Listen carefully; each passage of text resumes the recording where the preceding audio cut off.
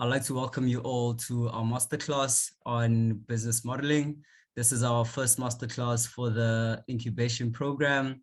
And today we're honored to have two very great minds within the entrepreneurial space, Dr. Mark Vella and Palesa Moatung. And before we actually kick off and get started, I would like to just give them the floor so that they could grace us with their introductions. And then without further ado, we can get into the conversations. So yeah, welcome everybody. And yeah, I think we can get started. Ladies first. I don't know if Dr. Mark Vella would like to go first, but I'm a gentleman, so I'll say ladies first. So Palesa can go first with her introduction. Hi, everyone. I'm excited to be here today. My name is Palesa, as Lucas has said. I am a co-founder of Agrikool, an agri-tech startup based in KZN, and we link farmers with buyers of fresh produce. Yes, I love agriculture. I have a master's degree in agricultural soil science, and I love numbers. So I'm happy that I get to look at numbers in agriculture, my favorite things. Cool, thank you, Palesa. I think Dr. Mark Vella can go next. Hi, Lucas, just so I did that Dr. Mark thing for a webinar last week, but Mark is cool. Okay, cool. Hello, everybody. I am actually up in Pietermaritzburg today, but normally from Cape Town. Professionally, I wear a couple of hats. I am managing director of a small consultancy called Sapientt, whose focus is the idea that behavior drives all results. And that's the reason I'm here today for some work I'm doing for the Pietermaritzburg Chamber tomorrow. I'm an entrepreneur, a serial entrepreneur at the moment. I'm the founder and director of an online education platform for anatomy. And then my third hat is that I sit on various boards and committees as a non-executive director or a committee member in a couple of different spaces: diversity, funding, incubation, and so on. That's me, and I'm very happy to be here again. Thank you. Awesome. Thank you very much, Mark. Thank you, Palesa. So I'm the type of person who likes to get right into the thick of things. I just noticed that I forgot to mention the event purpose and the rules of engagement within our event today. So as you all know, this masterclass is going to be focused on business modeling and financial modeling, and more specifically focused on trying to deal with some of the fears and bring clarity to some of conceptual understandings around your finances as your business, as a business is concerned. So how do your finances actually connect to your business model? Where do you even get started? What are the most important things that you should focus on? That's where we will be focusing on today. And of course, these two expertise will be bringing more clarity and insights as it relates to those topics. So please feel free as the conversation starts and as we engage our guest speakers to shoot any questions that you may have during the session in the chat. As usual, we will be having a Q&A session at the end, but in the meantime, if there's a burning question that you may have, please feel free to enter it or just text it or send it through to the chat. So with that said, I think we can actually get into the conversations. So Mark, we'll start with you. Can you please just explain to us all what is a business model? What is business modeling? When we talk about this thing, what are we really talking about? Okay. Do you want me to go then into the difference between that and a financial model, or should we just start with that? Yeah, so that actually was going to be my segue into talking a little bit about the financial model, but then I think it will be very much important for the group to understand holistically from your point of view, what is a business model, and then we can get into financial modeling. Sure. So I just want to say at the outset, you know what Palesa said to you, that she loves numbers. So I can share with you that when I was at school, I didn't really love numbers because I didn't have great maths teachers. And so maths really freaked me out. I am here today to tell you that I love numbers now. And so if you had a bad experience with maths and finance before, it's a thing you can learn. So the simplest way I can explain a business model, because it really is simple, is it is the way that you set up a business in order to go to market. And in the case of a profit-making business, the way you would make money, and the way you would, for a nonprofit, might be more focused on how you'll set up the business or shape it so that it creates the greatest impact. And to give you an idea, what that means is you might be thinking, well, is it best for us to use, to do like a franchise model? Or should we just, is our model to keep small and go to set ourselves up at local craft markets? Or are we going to go retail?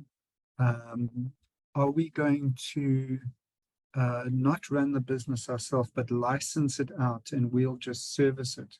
So there isn't just one way to set up a business. You know, you can set it up in several ways and several models. You know, you could be an agent, you can be you can just build the market and let other people come there. You don't yourself have to trade. So that's a business model.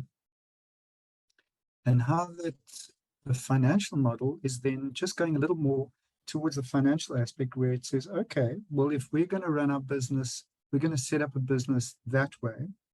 Now let's set up a budget, a financial forecast with costings and so forth that supports that business model, because they do work together. I guess one way to explain it is the business model would be the car and the financial model would be the petrol. The financial model drives the business model, makes it work, and they work together. Yeah. I think let me leave it at that for the moment. I'm sure questions later will draw things out, you know? I like that analogy that you're actually making in terms of saying that, you know, your business model is the car and your financial model is like the fuel. So can you just maybe speak a little bit more around that? Because I think what you're saying, what your analogy is bringing to the table is sustainability of the business, because as we all know, petrol is what keeps the car going, right? So how would you explain what financial sustainability is? Okay. Look, very simply, financial sustainability means that you have, in the context that we're talking about, a financial plan that gives you the greatest chance of lasting, of adapting and lasting in a changing, difficult environment. That's a super simple explanation that I can give. But if I can just then say, I'm aware that many of you have either recently started your business or you're in the early stages of entrepreneurship. And so you started with an idea and you said to yourself, okay, well, this is the way I'm going to make that idea work. I'm going to, you know, make this product and then I'm going to go out and sell it, and I'm going to sell it to other stores. I'm going to make my own store. I'm going to sell it to a market trader. I'm going to set up my own market. And as you go along, one of the things you'll be thinking about in the sustainability question and in this modeling question is, what is the best package, the best way to shape my business and the finances so the business has got the best chance of succeeding and creating value? If it's a nonprofit, that value will be impact and helping people. If it's a profit-making business, then it's going to be that it ensures it makes money. And of course, both, there is a crossover, but I think maybe that's a way to round that off. Yeah, no, definitely. There's a concept that you threw in there in your answer. You mentioned something about having a financial plan. So I guess this segues perfectly into actually talking more specifically about the numbers and how do you even begin to to build a financial model, right? So can you just please explain the process in which an entrepreneur would go about in terms of trying to, you know, get to that financial plan? What are the things that they will look for, and ultimately what does it mean to have a financial model? Okay. So let's start with a couple of assumptions. One assumption is that you're going to run this business as a separate entity to your own personal entity. So you're going to open a separate bank account, a cheap Capitec account, or the cheapest account you can get in the beginning. And you're going to keep your finances separate, your personal and your business. In the beginning, that's not always possible, but you work towards that. That's the first assumption. The second is that you're going to take on some habits around managing the finances of the business. So monthly and weekly, you're going to make sure you collect those receipts, and you're going to, you can't just do it and then leave it and hope it all works out. In terms of setting up, let's say you decide, okay, I need to set up a financial plan, which is the heart of a financial model. The model is almost the flavor. I don't want to get into analogies, but let's say you want to set up a financial plan. So the first thing you would probably do is you'd probably work out what you have in terms of money that I'm putting into the business. If you already have some stock, etc., you will do a bit of a stock take of all these things.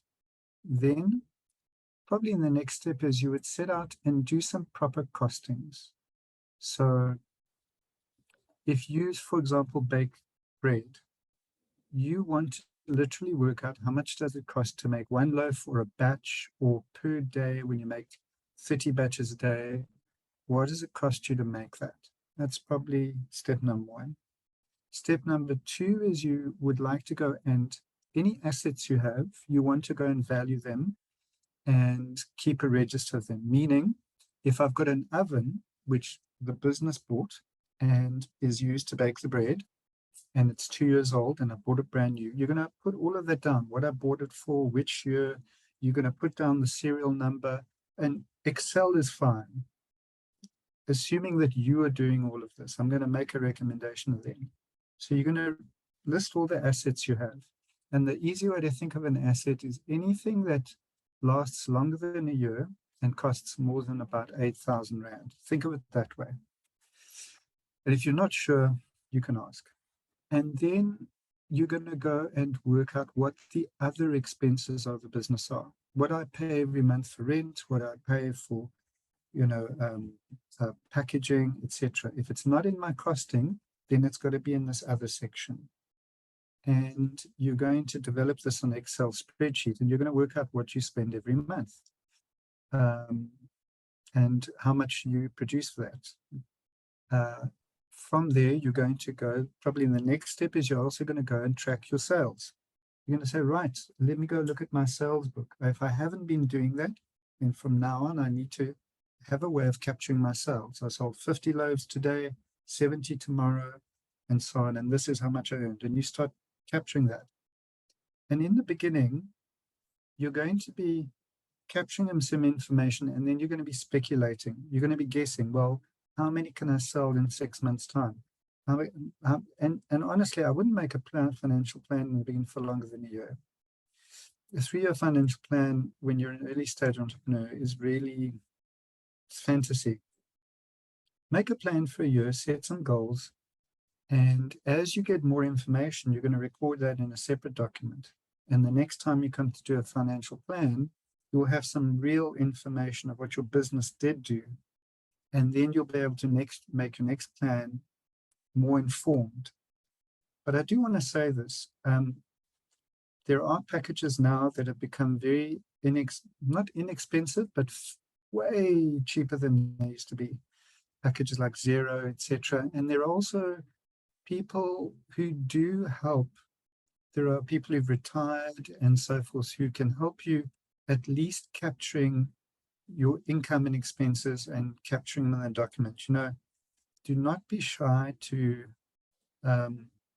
to look around for help, and don't just take the first person. Find someone reliable, not too far away. That doesn't often work well. But yeah, don't be shy to ask for help. But also you need to, the last thing I want to say is, thing works like taking responsibility in a business. You can't outsource responsibility, financial or otherwise, as an entrepreneur. So if you have an issue with money, but you want to be an entrepreneur, you must think very carefully, because money is actually, I understand you want to do great things, but money is a fuel in life, and it can do amazing things. And if you treat it well and respect it well and look after it, you will do well, and you can help so many more people. It's just that maybe you had some bad experiences, and like I said earlier, you can get past those. So I've said a lot. That's me for now. Yeah, no, thank you very much for that, Mark. I think you touched on a lot of very important things. And I think for myself, the greatest takeaway is that, and Tumi even mentioned it, you can't outsource responsibility as an entrepreneur. And even when you get to the stage where you find somebody to help you to actually structure things and properly align things and properly organize things within your business as it relates to finances, if you're not well apt in that field, then you still need to understand what is going on. And I think the steps that you gave in terms of firstly starting with your costs, how much is it costing you to actually run your business, and looking at all the different costs that you've put into the business, even when you are starting the business, is something that is very, very, very important, because we find that a lot of entrepreneurs, us as ourselves, our biggest, or not even our biggest issue, but some of the things that we struggle with is coming to terms with how much are we going to sell our product for. And you find entrepreneurs coming up with prices that aren't necessarily even covering some of the costs, or prices that require you to sell way more than you are able to sell to your market, and not being able to cover the costs that you need to keep the business running.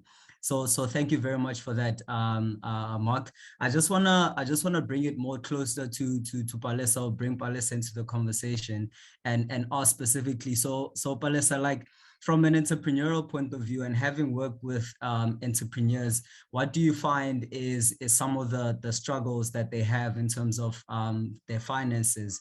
What are the issues or concerns that you see coming up for entrepreneurs that you either work with, or even yourself in your organizations? Sure, Lucas. So I think maybe Dr. Mark touched on it a bit. Initially, before we even get to financial planning or projections, is understanding your unit economics. So he spoke about that. So if you don't know how much it costs you to deliver a service or create a product and take it to the market, so your route to market as well, you're probably going to sell it at the wrong price, under or overpricing it, which means that if you underprice it, after like a few sales, you'll see that not only can you not cover the cost of sales, you can't even cover the cost of your overheads. And even that is something that's an important concept for entrepreneurs to know, the difference between your direct and indirect costs, or some call it variable costs versus overheads. So just those simple concepts before we even get to your financial records and your financial projections. So I think entrepreneurs struggle with that. And also I think it's related a little bit to lack of knowledge about your industry or your environment, which is very important, that you must do your research. Go stalk other startups. If there's a similar startup, try stalk them, because sometimes they don't easily share their information. So try your best to, like something we did was other e-marketplaces. I would, before other e-marketplace founders knew about me, they already knew about my co-founder. So I would be the one that registers on their website as a farmer or as a buyer and just see what we're doing behind the scenes. If they're on a podcast or having interviews, we make sure we watch all of that. So I think that's also another important aspect when you're starting out, just to see how other people are doing it in the space. Cool. Thank you for that, Palesa. You really bring out some very important points there.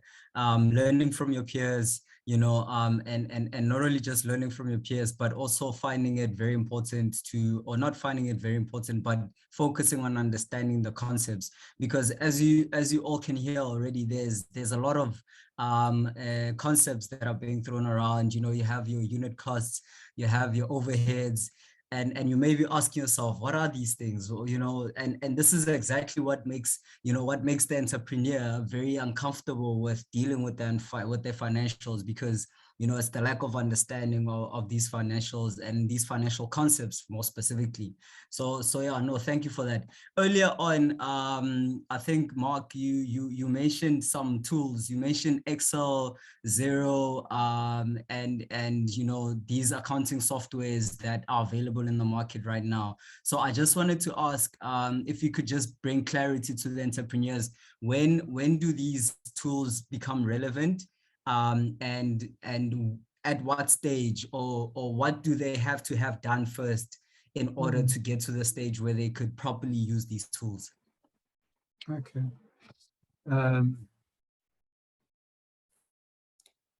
Yeah, so in days gone by, we would literally keep all the receipts that your business spends on your expenses on a little spike, right? Every time you'd get the thing and you stuck it there. At the end of the month, you would go and add them all up, and you would write on them which ones are for stock, which ones are for packaging, which ones, and you would then tally them up and fill in essentially a spreadsheet or a cash book. Nowadays, these softwares are basically that digitally. The difference is that so many transactions now are digital. We virtually don't use cash anymore. But in your business, cash may be actually predominant, But for many small businesses now, what you spend and what people pay you is virtually all digital. So the great thing is the information can all go straight. It's all reflected in your bank account. Every expense is reflected in your bank account. Every income is reflected in your bank account. And these softwares can sync with your bank account, and they can literally work out your financial position. And especially when it comes to handing over your money to an accountant for the purposes of tax, they're great. So I don't know if I'm answering your question very well, Lucas, but here's what I do want to say. I think there is one thing that often confuses people in this, the difference between cash accounting and accrual accounting. So your accountants, at the end of the year, when you have to hand in stuff to someone to do your tax, or if you do it yourself, that's all based on a system called accrual accounting. And accrual accounting simply means that, well, let me start with the opposite. I'm going to recommend, until you're crossing 5 million, you think in terms of cash accounting. And cash accounting works like this. If I spend some money today, like I literally give the man 50 bucks for my flour, and I give the lady 50 Rand for my packaging, I write that down as 50 Rand spent today on the one and 50 Rand spent on the other. If I'm at the market and I earn 700 Rand cash in my pocket or through digital transactions, I write that 700 Rand earned. But in accrual accounting, which larger organizations can do, what happens is, let's say I buy some bread today, some flour today, but I only pay the baker, I pay the flour person, excuse me, I'm getting confused, at the end of the month. The expense is written down today. Even although I haven't given him the money, but I took the stock, it's written down today. And your accountants, one of the reasons small entrepreneurs get confused is their accountants think in accrual accounting and you think in cash accounting. Plan your business using cash account. If you use a tool, great. But I ran for 15 years, I ran the finance as a business with a straightforward bank account, credit card machines from Capitec. I had 6 of them at one stage. And I did all the accounts using Excel and tallying up at the end of the month. I did that for 15 years. So if you're small and you want to keep it light, start with that. You will get a tool when you have more people involved in the business, you're doing more online transactions, and you have enough cash flow to at least afford between 1,000 and 3,000 Rand to a financial provider. The zero is more for them to do your management, and the advantage to you is it can be linked to things like your Yoko machines and so on, which you use in your business. So, but really those tools are often more for them. Planning tools, Awesome. I still use Excel for financial planning.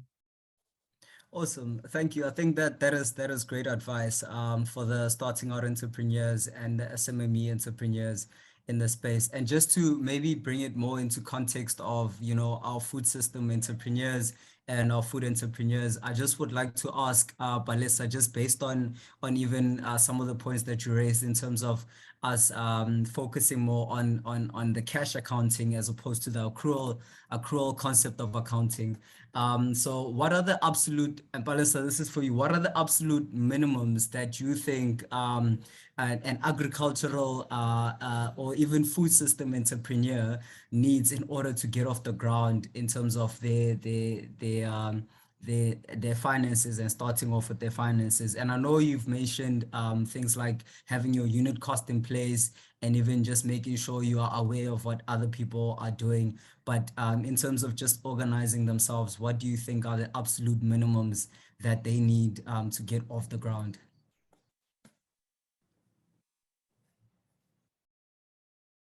Okay, so maybe just to also touch a bit on the accrual and cash accounting. I think in agriculture,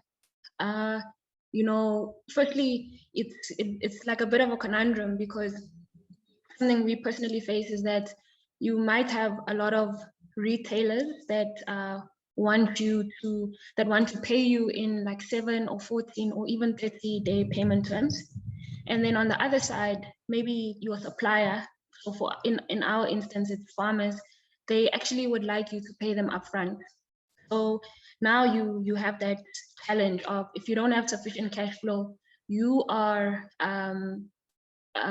like losing so much money in that 7 to 14-day term, because you've paid your supplier, but you haven't received remuneration for that transaction. So that's something I think maybe it's in all sectors, but it's something that we've been facing very much, dealing with fresh produce.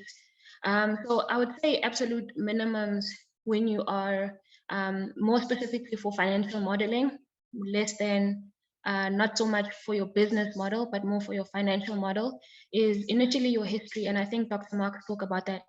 I think the first thing you ever need to do your financial model is history. And what do I mean? So let's say you've been operating for 6 months and you're selling bread. To continue with Dr. Mark's analogy, you're selling bread and you sell, in the first month, you sold 1,000 loaves. The second month, you sold 2,000.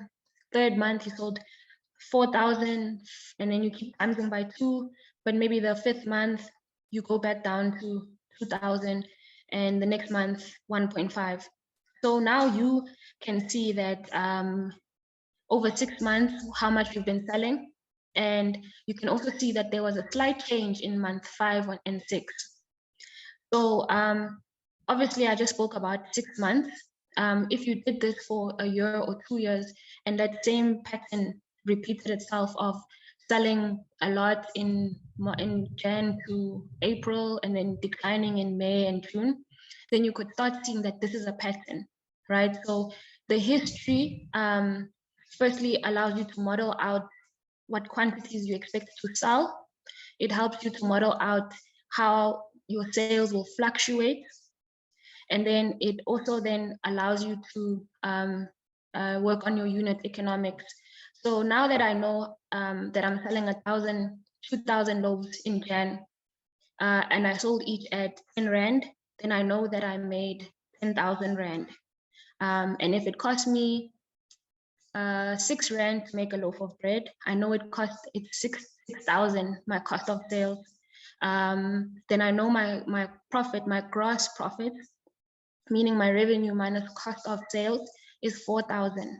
But in that 4,000, I still have to deduct my overheads. So my salaries, telephone bills, all the stuff that's not directly related to creating the bread.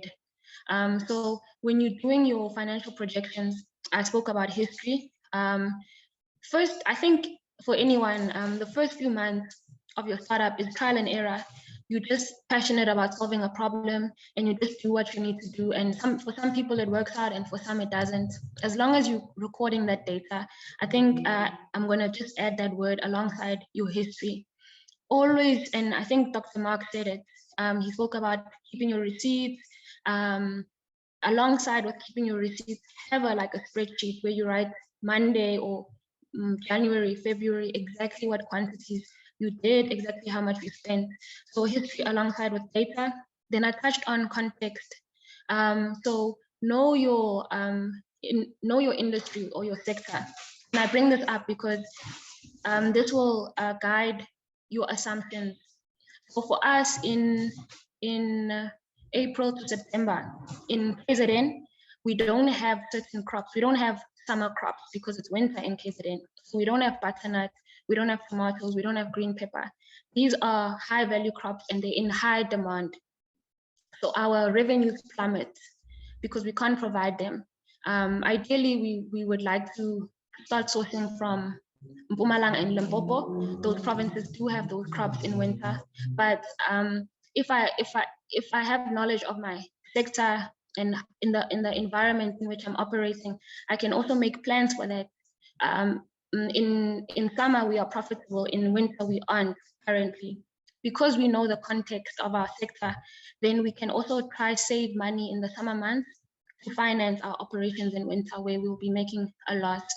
I did speak about unit economics, and then this might seem random because we didn't go like very deep into a financial model, but linking formulas to assumptions. So I do know that if someone is looking at your financial model, even for you, sometimes you are timesing the cost of bread by 3, and later you go back and you don't know why.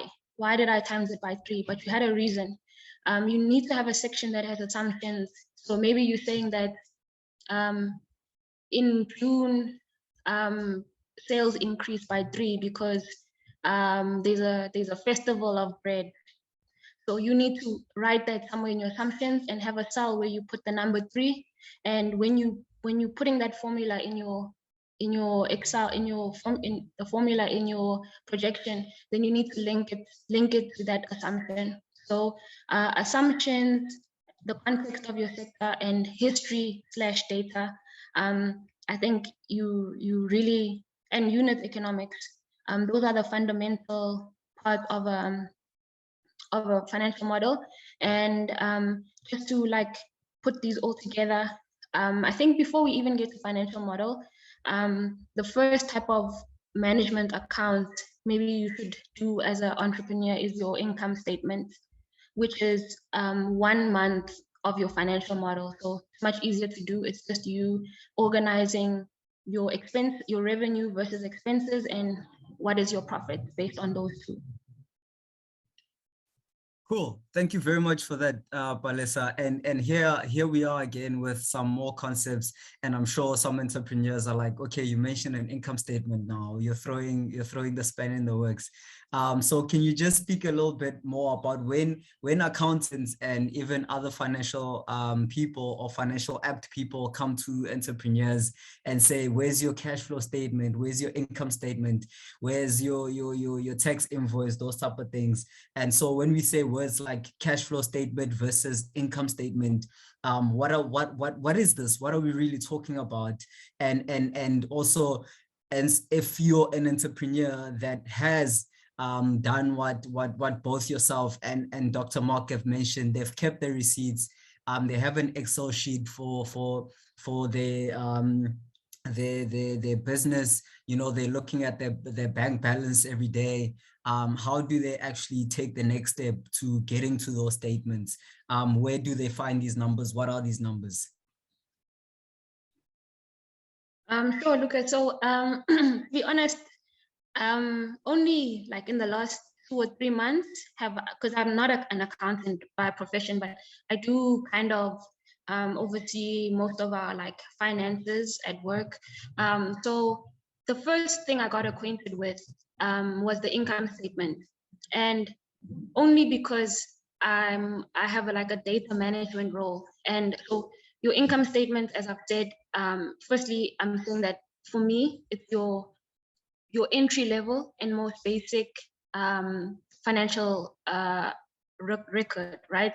Because it records how much money you made and how much money you spent to make that money, and how much money you spent to make that money is divided into two. I've touched on this already. The cost of sales is how much you spend to directly deliver your product or service.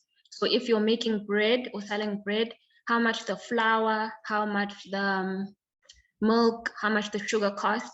And then your indirect ones is your salaries, your electricity, how much you're paying for your telephone.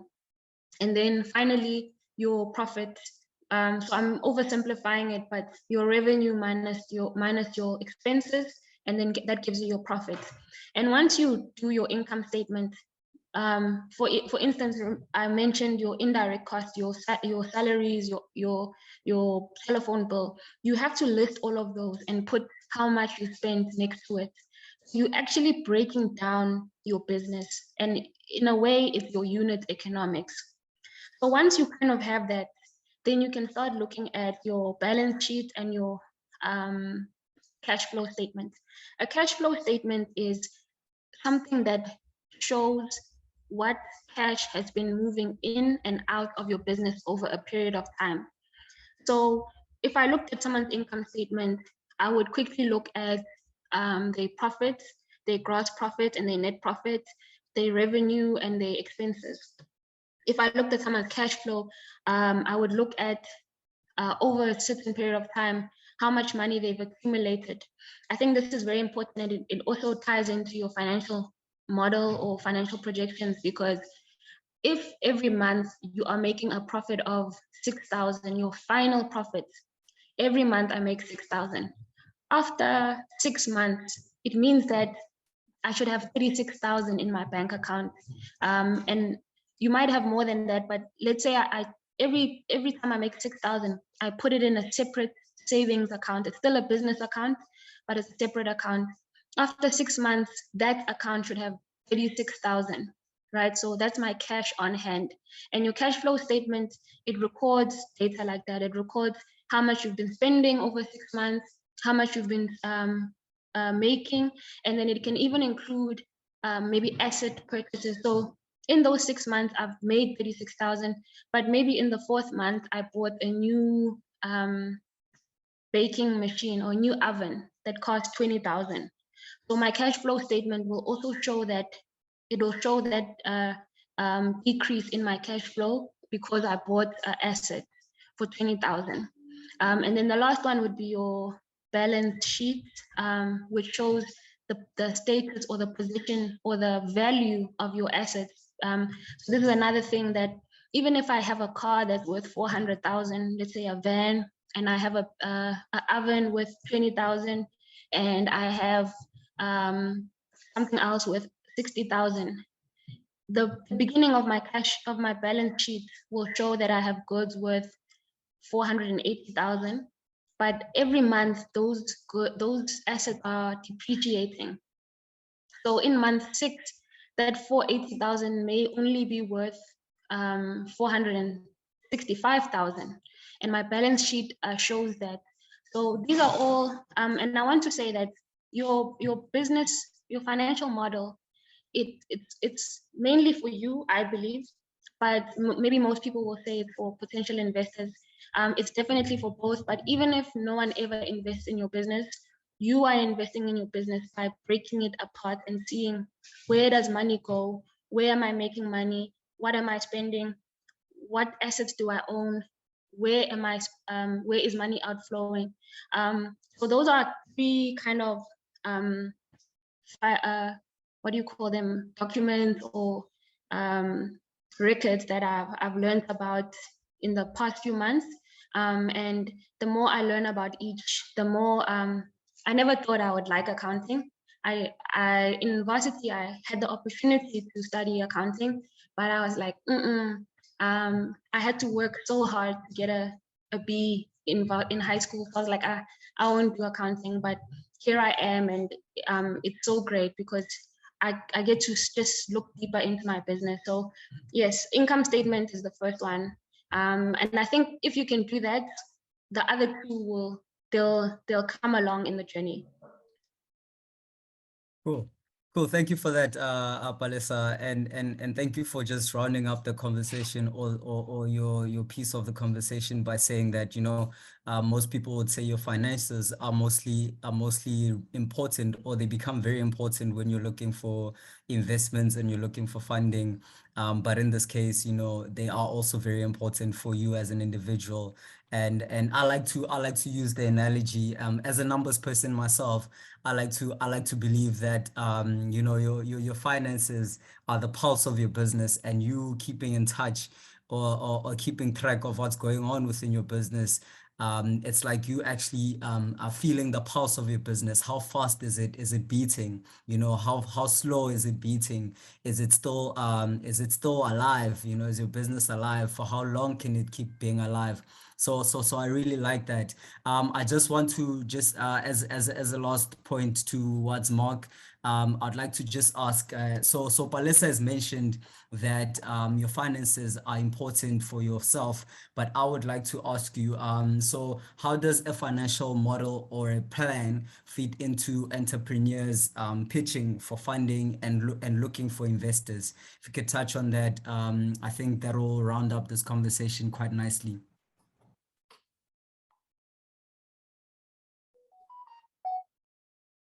Sorry, I was on mute. Okay. Okay, I know that later on in this program, in incubation, there'll be more discussion about funding, different kinds of funding, how funding works. There are many different kinds of funding, and let's put it this way. The key thing I'm working on the assumption that we're dealing with a lot of early stage entrepreneurs who are working actively in their business, trying to basically take an idea and make it a business. And the first fundamental thing you're trying to do is prove this idea. We call it proving your concept. And what that means is that you actually open the business, you take the idea and make it into something, you start making products, you start selling, you spend a year, and you literally pay for stuff and you earn. And at the end of the year, you can say like, wow, look. And you've proved your concept when the idea turns into a business that does, in a profit-making business, does make money. It is working. Somebody can say, well, if we gave that business more money, it would continue. It would grow. We could make that amplify. So the first reason for doing financial planning now and modeling now, in the stage to getting to the point where you prove your concept, there's 2 reasons, I think. One is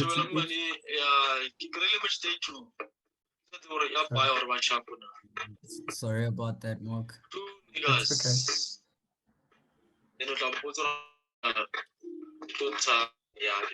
It's Brenda. Brenda, do you mind muting yourself? Yeah, I think as host you can mute them now. Okay. No worries. Okay, cool. I think they're muted. That's always an awkward moment, eh? No, that's cool. So look, let's say there's this point where you have proved your concept. Before, the purpose of the financial modeling is to literally keep record so that at the end you will be able to work out whether you did prove a concept or not. If you don't have accurate record, how will you know? So then if you go to somebody and say, I've got this business that's working, they'll say, that's great, show me. And one of the things they'll ask for proof of, because you saying it works, that's great. But anybody who's going to put money into something wants to see proof. And what is proof? Proof is some financial records. The second reason is because, and maybe I should say this, look, I really empathize. Not all of us are brilliant at finance or at creativity. There are aspects of the business you're not going to be the best at. And that's why you're going to get good people to support you. I've worked with many entrepreneurs whose skill is not finance, but the ones that make it work are the ones who get good people in. But what they do is they still understand their finance. They don't know all the detail. Like for example, in the anatomy business now, we have an accountant and my partner deals with the financial aspect. I do the costings and the financial forecasting. I understand the finance, but I don't know the detail. I trust them. Doing this stuff in the beginning, before you prove a concept, helps you to learn to understand the game of money. So that when the business grows, you don't go like, I have no idea what they're talking about, and you completely tune out. Once you've got to the point of proving your concept, it is much easier to go for funding. In the beginning, often people think, I need funding to get this business going. And I would say to you, no, learn how to work with money and learn how to get the business to make some money. Doesn't have to make millions, but go through a year, run the business, make some money so that you can say to somebody and prove it with figures. You can say, look, I'm on my way to proving my concept. And I promise you, there's always money for people who prove their concept because it's a good investment. It's like backing a winning horse. Any business got a proving concept, there's only other two things you need to sort out, and you're probably backing a winner. So cool. I don't know if I answered your question, but I think that's the way I would explain it to early stage entrepreneurs. Cool. No, thank you very much for that, Mark. And what I'm gathering from your answer is that, and thank you very much for providing your input, is that it is very important to firstly just get your head into understanding your finances and at least try to keep track of that, which is what I think the conversation and one of the main takeaways for this conversation today has been. And so just to round up the conversation and open up the floor for Q&A session, and also to ask one of our entrepreneurs who's brave enough to showcase what they've been doing with their finances. I guess it's just very much important to put a summary into what's been said here. So guys, what I'm gathering from this is data. That's the main takeaway. Keep your receipts. Track your finances. Get over the fear of Excel. Open up that Excel sheet. Start plugging in those numbers. Don't just look at your bank balance and be like, oh, it's just going down. Why is it not going up? Where are my sales? Where's the money going? Look at it and say, there's money coming in, there's money coming out. Why is that money coming in? What is this money that's coming in? What is this money that's going out? What am I paying for?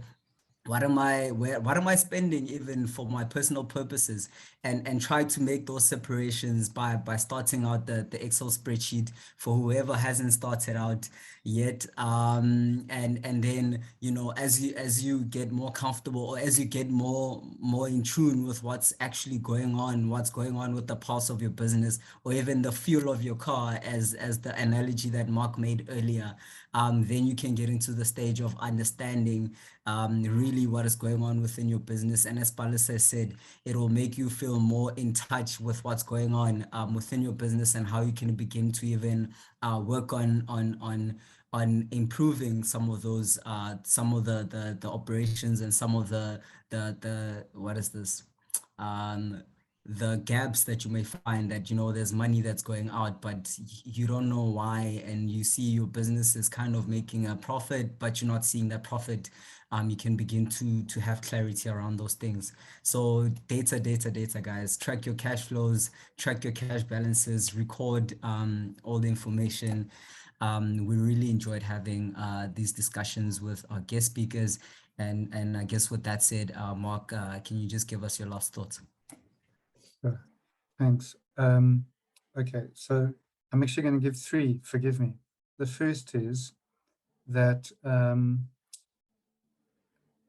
what happens often when people start is they sometimes go the route of not declaring income, and, you know, let's work in cash and not till the tax man. I just want to say to you straight off the bat, don't go that route. It's a negative game. It's like trying to prevent people from scoring in your goal so that you can win the game. It doesn't work. Rather be completely upfront and authentic about your money, and rather focus on your game being making money, and play the game positively. So I want to just say that. The second is, this is something that really very seldom comes up, but money is energy, and as much as it is material. And in this country especially, there is a lot of trauma and pain around money. There's a lot of baggage. And the energetic component, it's really okay if you have, it's really okay to admit that you actually have some energetic stuff around money. It's in fact quite important. And I think a little workshop on that is not unwelcome for entrepreneurs. I know it's a conversation that's a bit unusual. The last thing I want to share is this. In law, a business is counted as a separate juristic entity, which is meaning a person separate to you, especially when you form a PTY. A PTY is regarded literally as separate to you. Now, the way I want to think about it is this. When I had a child, honestly, in the beginning, it's like having a child, and you look after the child. And let's face it, you wouldn't want to, looking after your finances is like looking after your child, right? And you want to look after your child because you feel responsible. Well, you are responsible for your business. You're responsible for this child.